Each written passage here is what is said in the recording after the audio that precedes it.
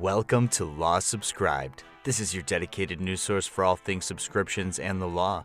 My name is Matthew Kurbis. I'm the subscription attorney, and I believe subscriptions can help bridge the access to justice gap and incentivize attorneys to modernize and scale their practice like never before. In this episode, I interviewed Kim Felton. Kim is an enterprising attorney, founder of Onward Immigration and Innovation Litigation, and actually was the person who introduced me to what used to be Afterpattern, so I could thank her for my previous guest, Toma Officer.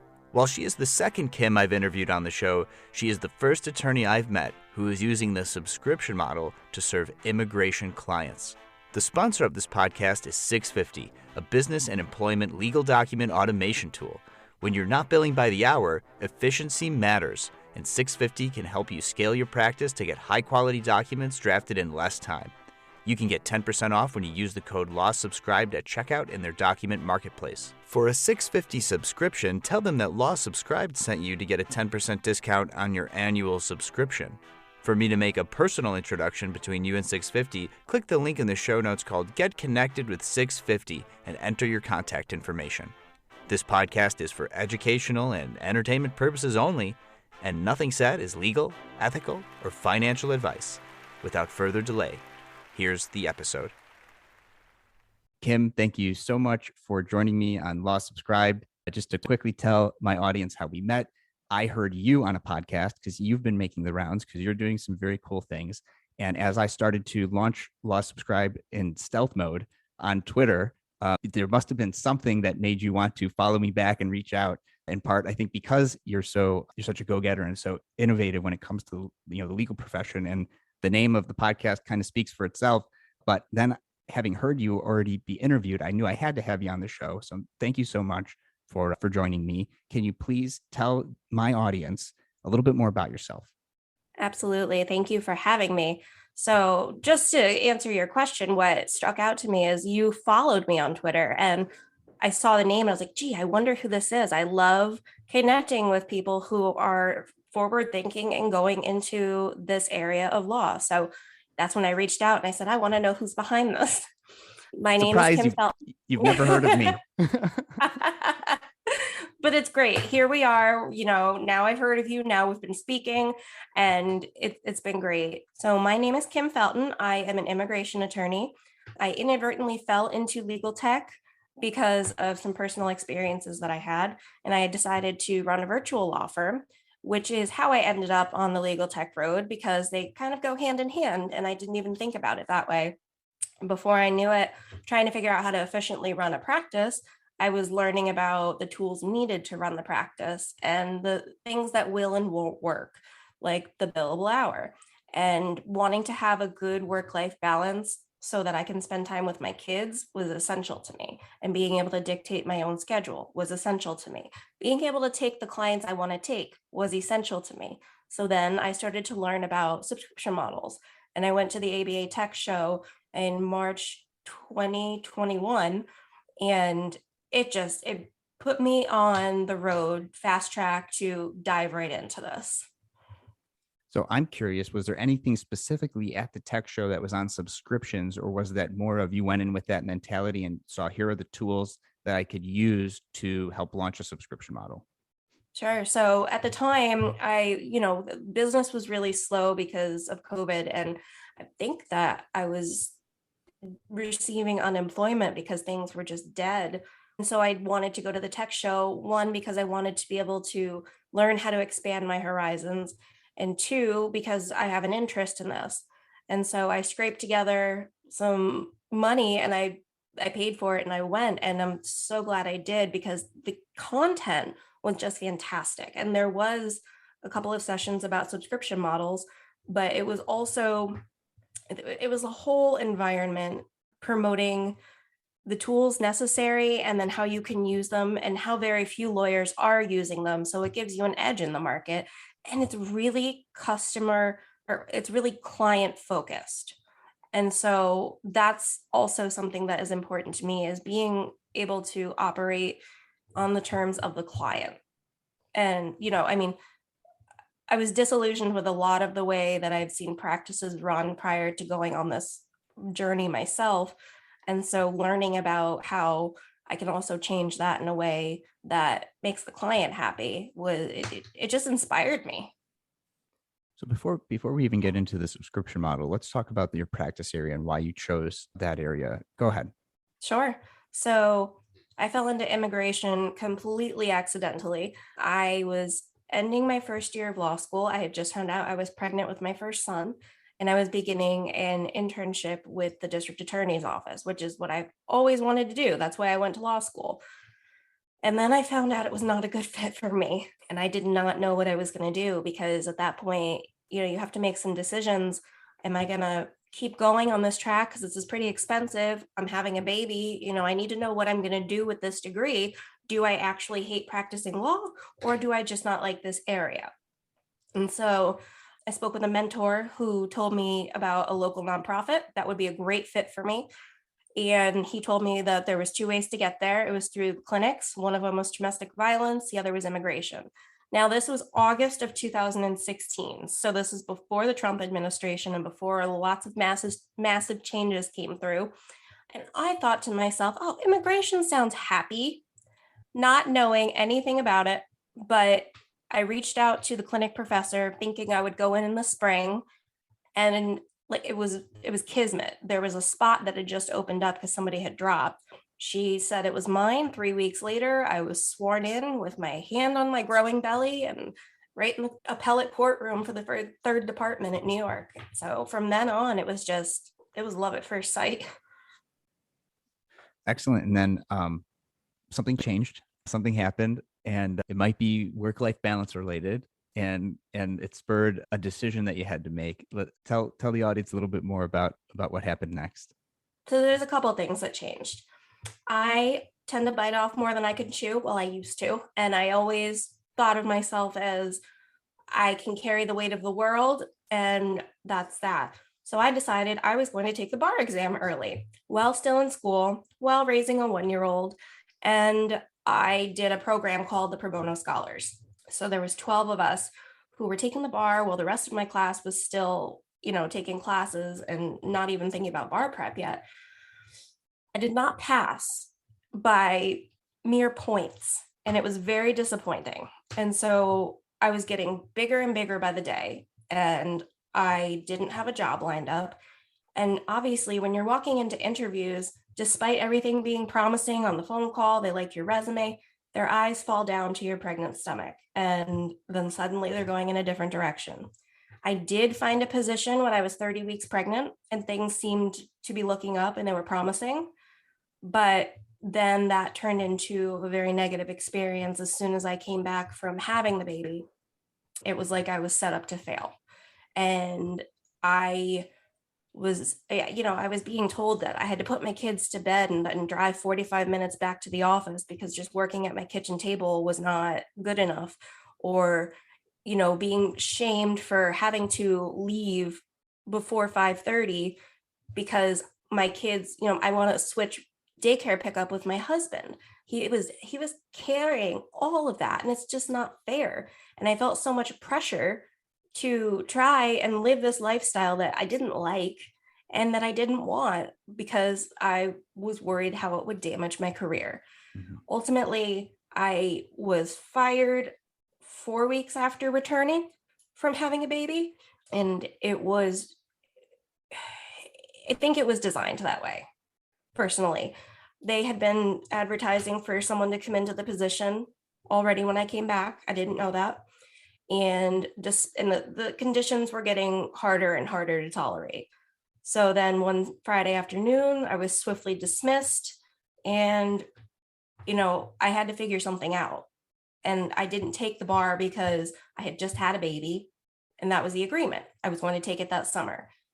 That changed everything. So I started doing contract work for other immigration attorneys. And that was where this all started to come together in terms of how I can use work as a platform to launch a virtual practice, because I had already planned to, just waiting on the bar.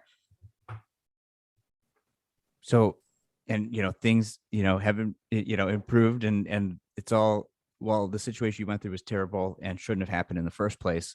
You wouldn't be where you are now, and which is in a really interesting spot as one of the first attorneys that I've, discovered who is looking at the subscription model as an innovative way to practice law and get away from the billable hour, which, could allow for things like more work-life balance, could allow for hopefully, better mental health of attorneys that don't have to be stressing about, billable hour this, billable hour that. And so you launch this virtual practice. And did you start with subscription, or how did you start, and when did you eventually start looking at the subscription model as a potential to the virtual practice? Sure. So there is one thing I should add. The reason why the billable hour does not work for me well is I have ADHD, and I did not get diagnosed until right before I lost that job.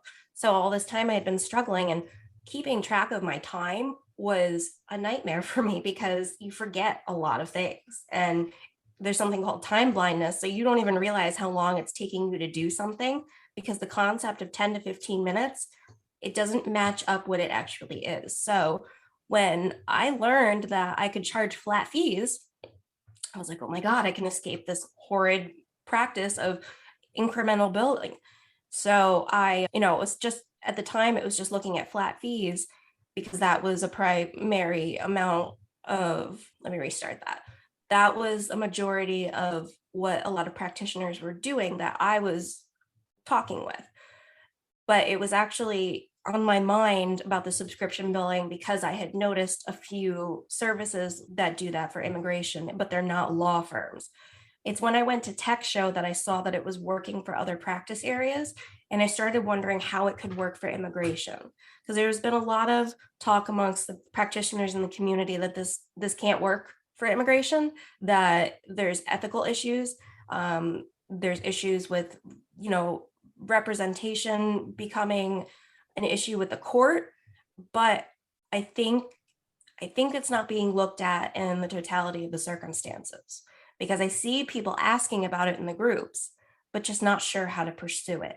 So it's something I slowly am rolling out to, I'm doing it with a little bit of certain type of cases at a time. And I expand upon the package, so to speak, so that I can see how it works for each one, look at the metrics, and then go from there. Let's talk about the ethical side of things, because that is a concern. And I'm not quite sure the order that this first set of interviews are going to be published, but I have had someone on the show who either my listeners have already listened to or they will listen to after hearing this, that one of the things she does is she offers her services to lawyers on a subscription basis, and she looks at ethical concerns. And she talked a little bit about, at least for Colorado, what is required of, say, the retainer agreement when offering your services on a subscription model. So, you're in a different jurisdiction, in your experience, and this is, of course, mostly the lawyers are listening and they know better, but there's no legal advice offered on this podcast, right? Just legal information. But what has been, some of what you've learned about the ethical constraints and considerations when launching a subscription model? Fortunately, where I'm barred in Minnesota, they are very open to the idea. They've even put up a mock representation agreement in the Bar Association website. So they're very welcoming to the idea and they're promoting it. And the same thing with the American Bar Association. It's really good. It's great to see that these organizations are getting behind it. But as you said, jurisdictionally, it changes. I mean, even with New York, you couldn't practice under a trade name up until last June, which is crazy to me because, there's nothing exciting about the law office of Kim Felton or Felton Law. It doesn't distinguish you, and it doesn't tell the public anything about what you do. So I looked into the ethics in multiple states because I wanted to know about the ethics behind the virtual practice, because I'm doing immigration, which is nationwide. So my clients are coming from all over the place, and I'm bound by their state ethics rules as well as mine. I'm barred in Minnesota. I'm living in New York right now. And then I can have a client from, Florida, and I have to make sure that I'm following 3 different states' rules. It really seems to come down to that you have to make it very clear with the client what the relationship is and what it is not, because a lot of it seems to be based upon what the client's reasonable belief is as to what your relationship was. So if they truly believe that you're representing them and doing this, but you're not, that's when it can start to get murky. So in that, I make sure in the representation agreement, it's very clear that, I will look over the forms. I do not send the forms. I do not sign the forms. I do not write on the forms. I send you feedback for the forms. You're the one that has to choose to implement that or not. I can advise you that I don't think it's wise to do this because X, Y, and Z, but I can't ultimately tell you don't do this. That's your choice, but I will let you know what the implications could be. I'm very conscientious about spelling it out and making sure it's understandable. Yeah, and I think that's really important. And one of the things I'm going to try to do with Law Subscribed is, without, it's sort of like what you said, without telling attorneys what to do, is, try to give examples of exactly what you're talking about, being as clear as possible in the retainer agreement or, whatever agreement, that you have with your client on the subscription basis, that they understand what they're getting for the fee. Because one of the things about the subscription model that could potentially be appealing to everyday people or people who otherwise couldn't afford to hire attorney in the billable hour is its affordability. I think that's true of businesses that hire attorneys in the subscription model where they may save some money if they paid an attorney by the hour, but it's even more true of everyday people. And so affordability is an aspect of at least the subscription model as I see it. And so setting the price too, tell me, do you think that that's also an important factor in helping the client understand, okay, if I'm only paying X amount a month, I'm not expecting to receive, X, Y, and Z types of legal advice or legal services because it's only, it's on prices that compete with what I'm paying for Netflix, or it's prices, that compete with what I'm paying for other subscription services. Does that play a factor in deciding how much you charge per month to your clients? So one of the biggest complaints I see amongst clients is that the lawyer doesn't communicate with them, or that they paid all of this money and they don't feel they're getting their money's worth. But I seem to find a lot, the client's expectations far exceed what a reasonable fee is. We're also competing with non-lawyer notarios that are doing these things for, scalping prices, and they, then they come to us and they're like, well, why are you charging so much to fill out forms? And so when you're making them understand not just the value of what you're doing for them, but everything that you're bringing to it, like your experience, you have to think about it's not just the amount of hours or minutes or anything that you're putting into just doing these forms. It's making sure you understand that this is the form that needs to be filled out, or letting them know what an interview process is going to be like. And so for subscription models, I think having different packages to choose from, so that if a client just needs some, written feedback, fills out the form, sends the form, I look it over, write some feedback, send it back. Or if they want something like they want to meet with me on Zoom, if they have questions and they want to be able to talk to me about this because they're confused, being able to offer a range it's good to make it more accessible too. It's funny that you mentioned Netflix, because I keep calling myself the Netflix of the immigration world. And I don't know if I can trademark that, but it helps make clients understand what it is I'm doing, and it puts it in perspective for them. Right, because we're all familiar with the subscription model in some other aspect of life, but in law, it's still such a novel thing. So being able to say, the Netflix of this or the Amazon Prime of that, well, first, these companies are getting free promo, first of all, so they shouldn't be too upset. I don't think you could trademark it. I'm not an IP lawyer, but I think that does help, help prospective clients understand what you do. But I do want to dive into like the types of different packages that you offer and how you sort of reach that conclusion. And I think part of that discussion has to be, how do you price those things? So is it just the subscription? I know you already said you do flat fees. So do you do flat fee plus subscription, some sort of combination? How do you, like, when you're putting together these packages, how are you thinking about pricing them? And then I want to get into the actual packages and what's offered and how you choose. So, it can be difficult to figure that out, because in trying to figure out what a client needs, I went and I surveyed people in a self-help immigration group to figure out Okay, why didn't you hire a lawyer for this process? What was it that you didn't like? What was it that you liked? What was it that they didn't have that you wish they had? What are you looking for to be able to take your stress and hand it over to an attorney? Now, at the time, I'm thinking about full representation. And then somebody said something along the lines of, I had these forms filled out and I booked a paid consultation and I met with this attorney and he wouldn't look at them. He said it was all or nothing. He had to do the whole package or he wouldn't touch it.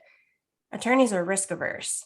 So naturally, they're not going to want to look over and comment on somebody else's work. However, I don't think it has to be an absolute. So I started thinking about packages in terms of the types of forms that people struggle with and the types of questions that we usually get.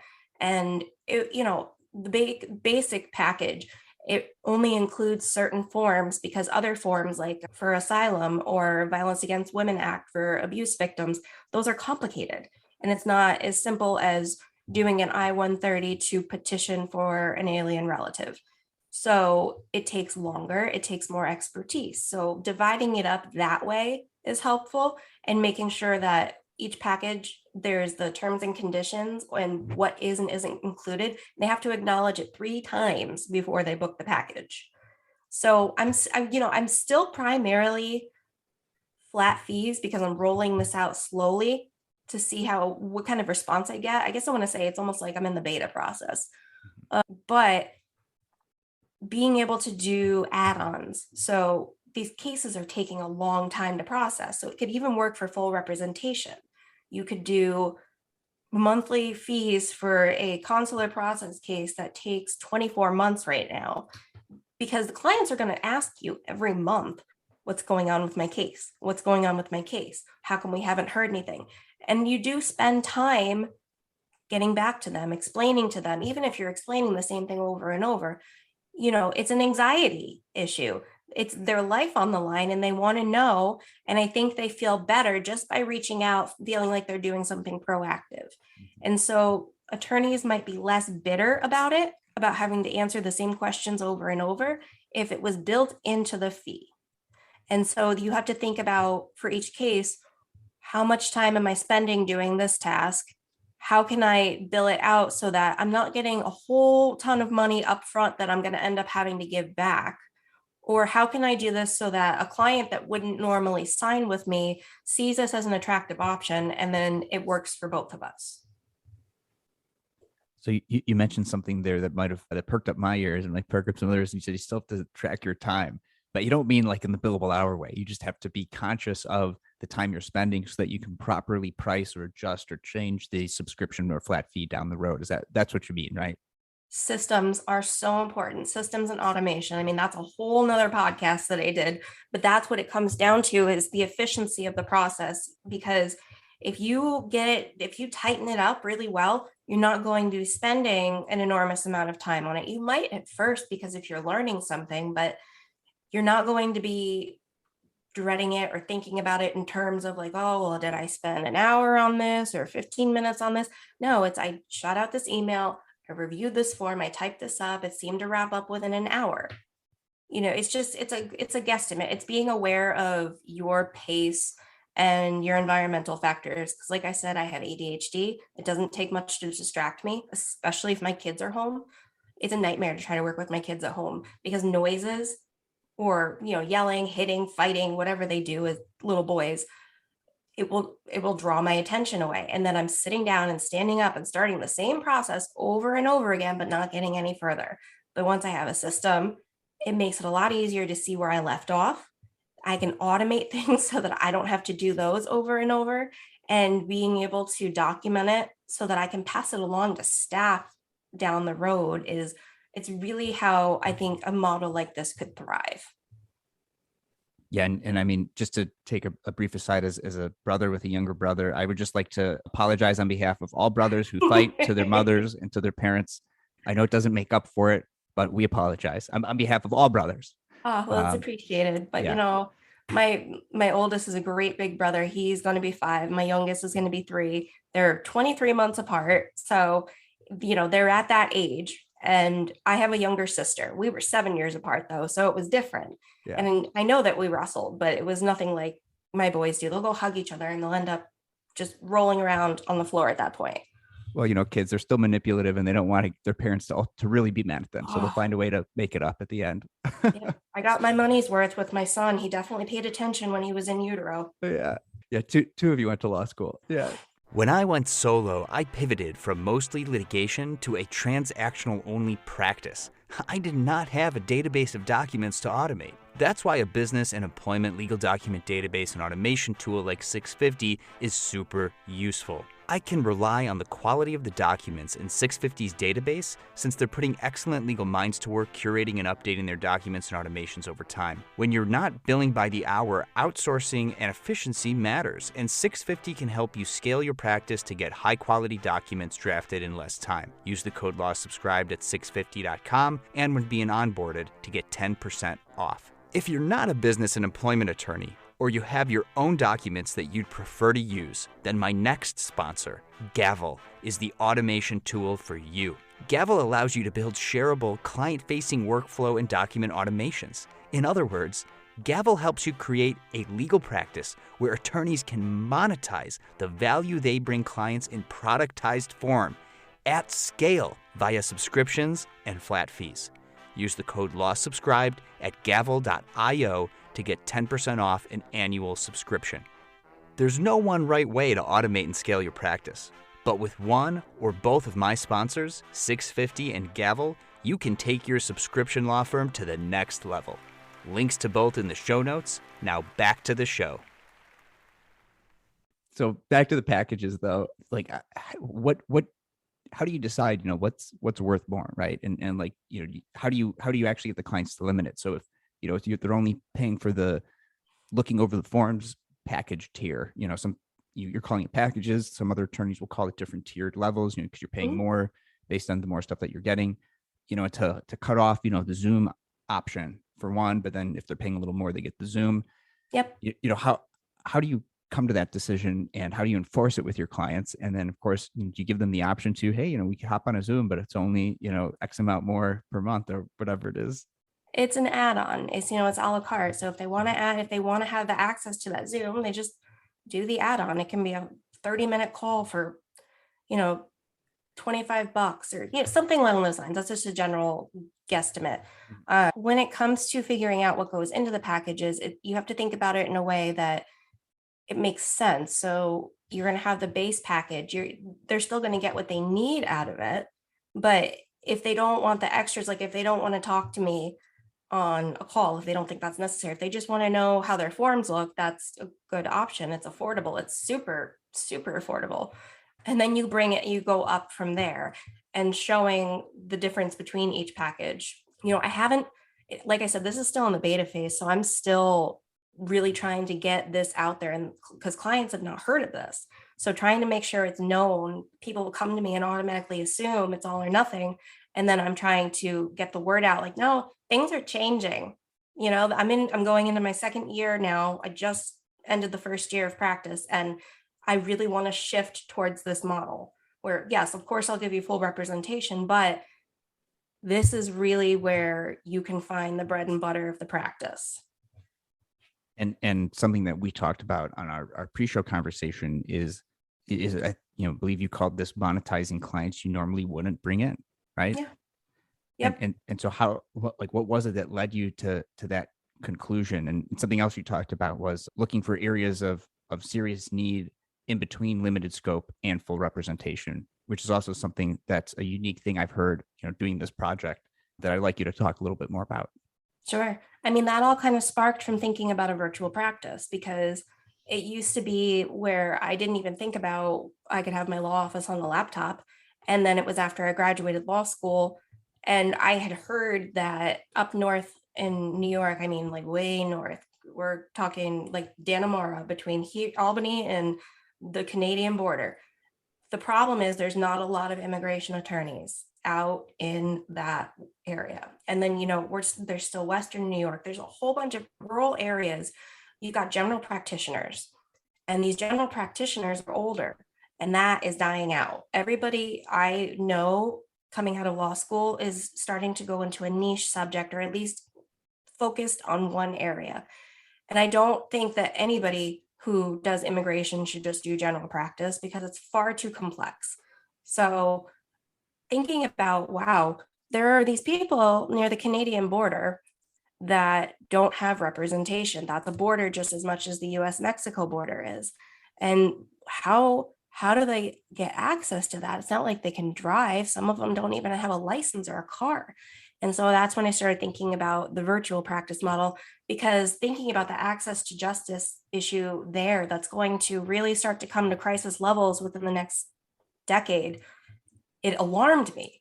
And so that was kind of the basis for launching a virtual practice. And then even further with the subscription model, there's these clients that, nobody is planning to get detained by ICE. Nobody is planning for their other lawyer to screw up and then it results in them in removal proceedings. So how do we fix that? And then they've already paid X amount to this lawyer that messed up. They don't have much more to give, but I still have expertise I'm bringing. So I still need to be able to benefit from the process. So then I started thinking about different ways to do that, like coaching clients to be their own advocate, teaching them about that specific part of the process. What can they expect in their asylum trial? Just smaller things that they can break down that will help them, and they don't have to go all or nothing. Mm-hmm. You touched on this a little bit earlier, and I know it's a whole podcast in and of itself on the technology side of things, but I'll try to link to it in the show notes. Kim's been on a bunch of other podcasts talking about it, so I encourage my listeners to go there to get more of a deep dive. But just touch in a little bit about the technology that you're using for your virtual practice that you maybe plan on using and adapting to this subscription model as it continues in beta and leaves beta. Tell us a little bit more about some of that. So those programs are what pretty much made it, they're essential for me, because it's not just about a subscription model, but it's also about self-help. So I use Afterpattern, and I've started building out a lot of different things on there. One of them was a comprehensive, it's almost an intake pretty much, and it's questions for all different kinds of information that you collect, and it screens for multiple areas of eligible relief for immigrants. So it could be if you're the spouse of a military member, if you might have derived citizenship from your parents, if you have been the victim of a crime, if you might have been trafficked. And the questions are asked in ways that make sense. And so they go through and they'll answer them. And then at the end, instead of a 13-page PDF that we would have had to sit and fill out with them, it gives me a 1-page with checks on it. And it shows the areas where they may be eligible for leave. It shows me areas where they might have issues, if they need a waiver, if there's a permanent bar, if there's, other situations that are going to crop up, and then if they might be eligible for a waiver. And then you review that, and then it gives them an idea of what we're looking at, because that's a lot of the questions that come in is, well, how do I get a green card? Well, there's different ways to get there. And then after that, when everything started happening with Afghanistan, I kept thinking about how hard putting together a humanitarian relief package could be for somebody, especially somebody that doesn't know the law, may not speak English. And I built basically I call it a case pack, where you fill in the information, it'll put in the beneficiary information, which is the person that needs humanitarian parole. Then there's the sponsor, and it's all in a database that talks, to each other, and it fills out the forms for you, and it puts together a cover letter for you. It puts together a checklist for you, and it gives you instructions on what you need to do and what will happen after you file this. So it was like, I put it together so rapidly that first edition, it's not as great, but it never is the MVP, I suppose. I'm just about finished with the polished one now, and I'm hoping to be able to offer the ability where after they sign it and scan it, it can be mailed off for them without them having to go to a post office or even think about it. Yeah, and for those of you who are listening and you're not quite sure what MVP means, it does not mean most valuable player. It means minimum viable product. Kudos to you, Kim, on knowing the tech and startup lingo. And that's something that I think that's actually, pretty courageous, that not a lot of lawyers aren't willing to put out an MVP because it has to be perfect.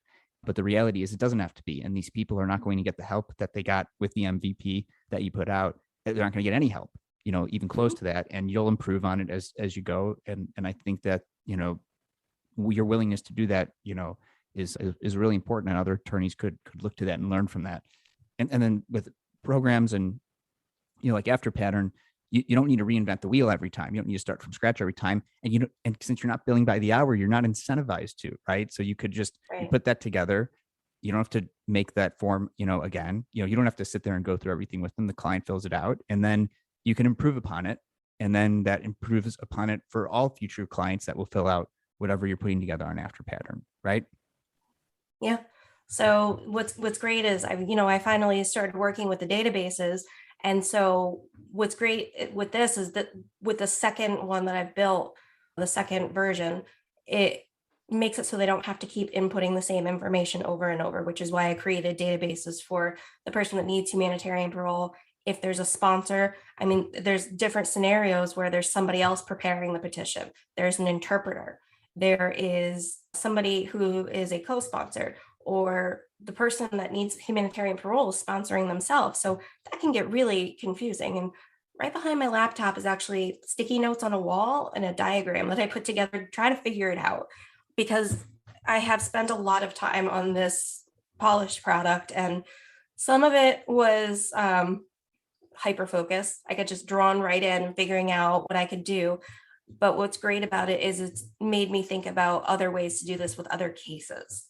And so being able to offer that if they want to pay for a monthly fee to do these forms and these products and get access to resources and different things through a client portal to be able to do the case themselves for work that I've already done. Mm-hmm. Mm-hmm. And, maybe there are some attorneys out there who they want to do this kind of thing, but maybe they have more difficulty learning about, how to use After Pattern and that kind of thing. Is that something that, you're out there, help you're able to, attorneys can come find you to help them set those kind of things up?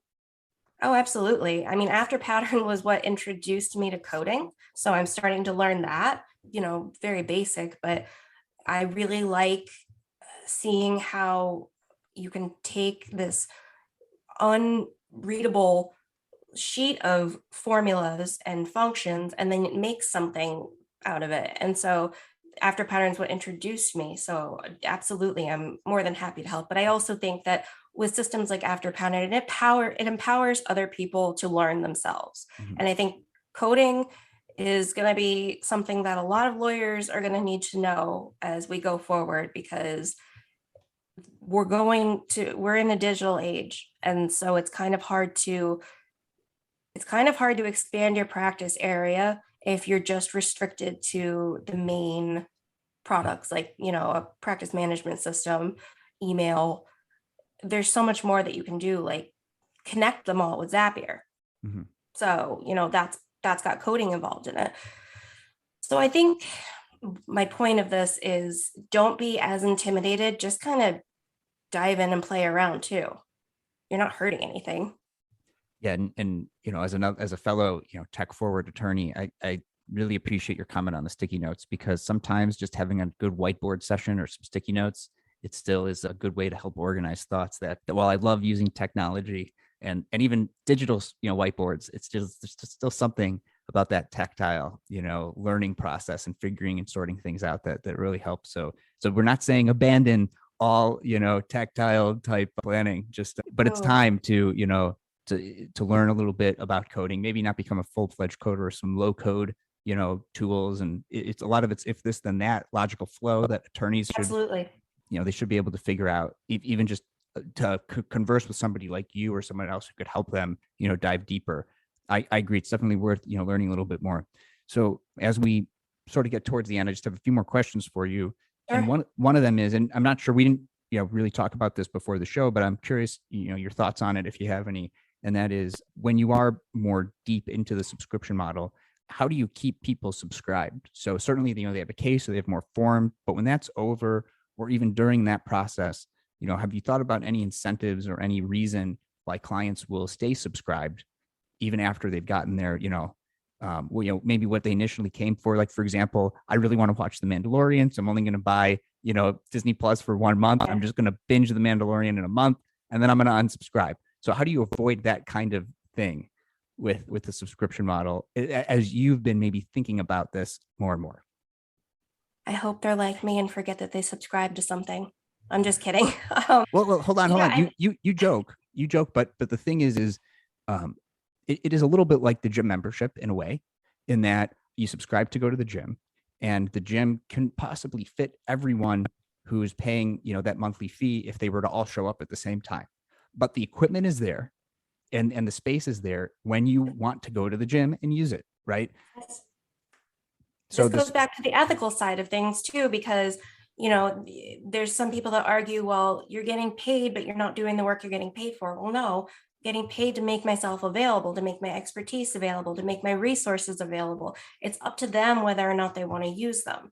So, I mean, in terms of incentivizing it, I just was saying to my husband, with the pandemic, Peloton's business model was brilliant.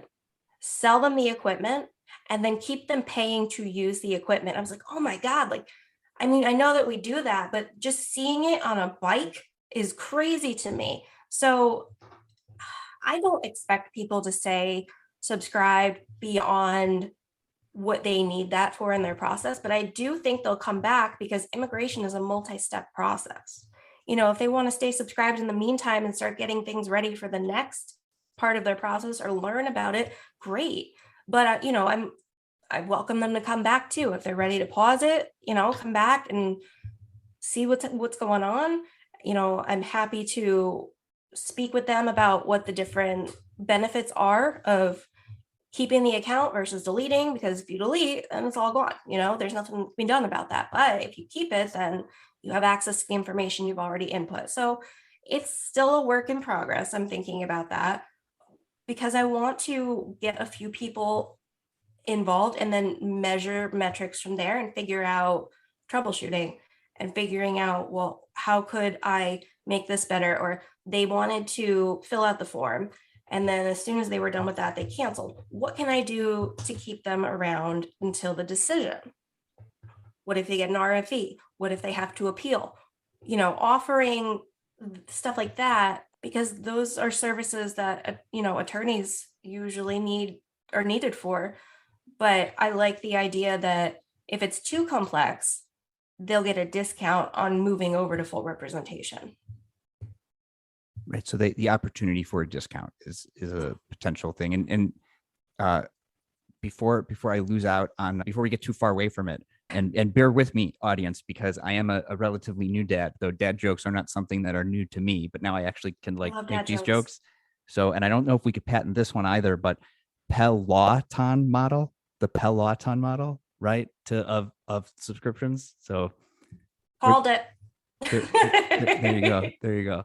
And for those of you that are more visual, I'll spell this out in the show notes too, so you can see the correct spelling of this pun. Oh, great. But thinking about it like that is really important. Is look at models out there that are successful, and how do you take what works for them and apply it to your business. And in a services based business, yeah, it's different. But then that also makes me wonder, and I've never thought about this until just now: is there a physical product or something that you can provide your clients as part of your service? We all talk about everything going digital and having these, digital platforms that your clients can sign into, but is there a physical aspect of that maybe could be a part of your subscription?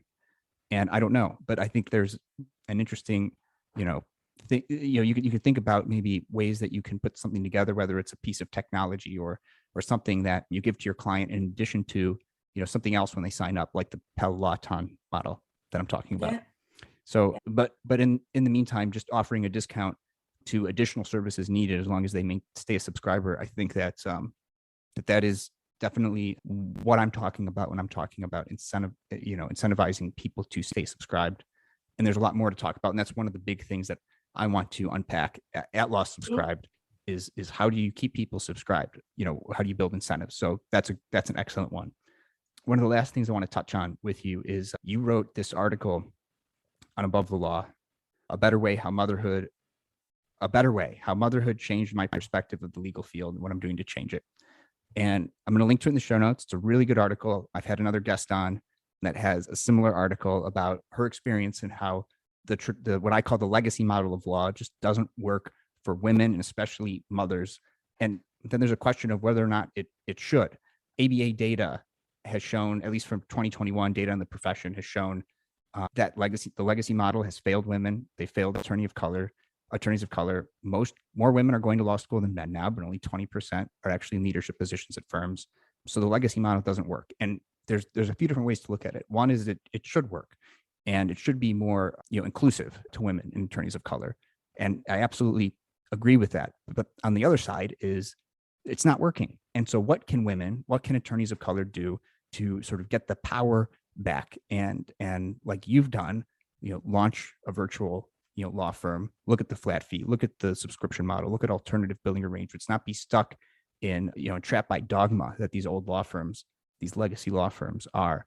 And most of the people I talk to on this show are women or attorneys of color. And so you all are the innovators in this space. Do you think that the subscription model is one of those answers to the problem of these institutional problems in the legal profession?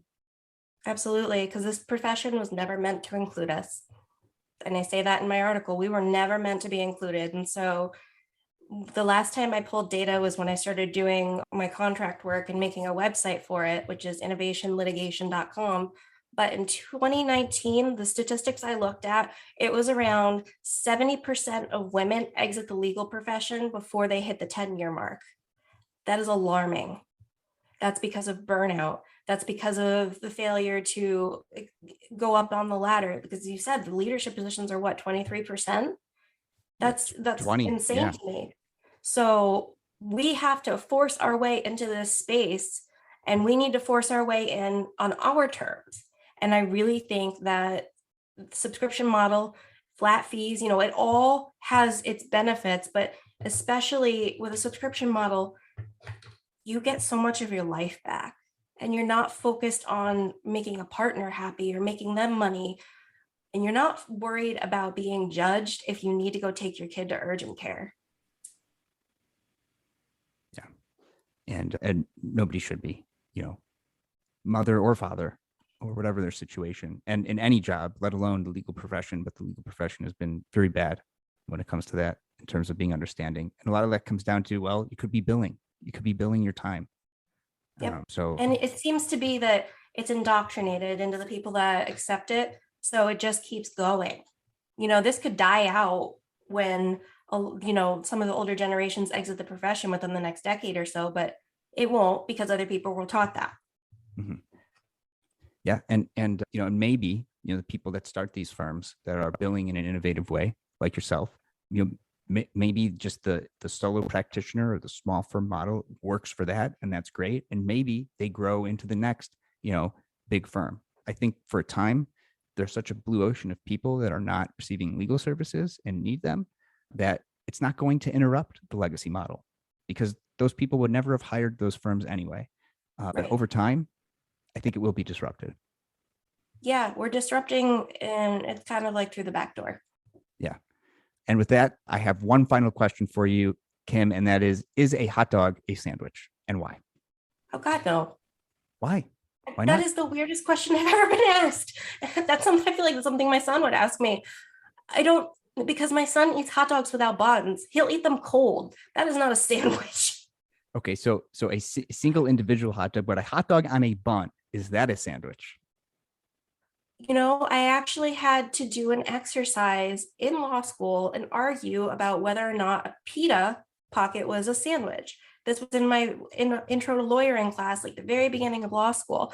So it's funny that this is brought up. I never thought about the hot dog as being a sandwich because it's marketed as its own thing. I suppose if it's sandwiched between two slices of bread with toppings, you could argue that. But when I think of a sandwich, I'm thinking of, two separate slices of bread with meat, cheese, or other fixings in the middle of it.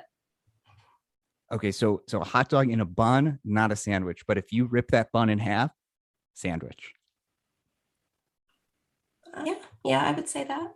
Okay. All I'm right. not going to die on that hill, though. Kim, thanks so much. It's been a pleasure having you on the show. We're going to put all the links to all your stuff in the show notes, but where's the best place for people to reach out and to find you? Sure. So I'm on Twitter as @legally_mommed. Same on Instagram. Those are my personal ones. Onward Immigration is my law firm, and Innovation Litigation is where I offer consulting and contract work for other immigration attorneys. My consulting goes beyond immigration, but yeah, I mean, I'm not hard to find. Just you look up my name, Kimberly Felton, Kimberley, and you'll find my face pop up a lot. Great. Well, I look forward to having you back on the show when your subscription model is in full swing. So until then, thanks so much. Thank you for having me. Thanks again to 650 and Gavel for sponsoring this show. The best way for others to discover this show is for you to share it with someone you think would find a value from it. Follow me on LinkedIn, since that's where I'm most active on social media, and click the bell towards the top right of my profile to get notified about all of my posts about this podcast and everything else I think is valuable for you to see. To get in touch, message me on LinkedIn or email Kurbis@lawsubscribed.com. All links are in the show notes. Until next time, this is Matthew Kurbis with Law Subscribed.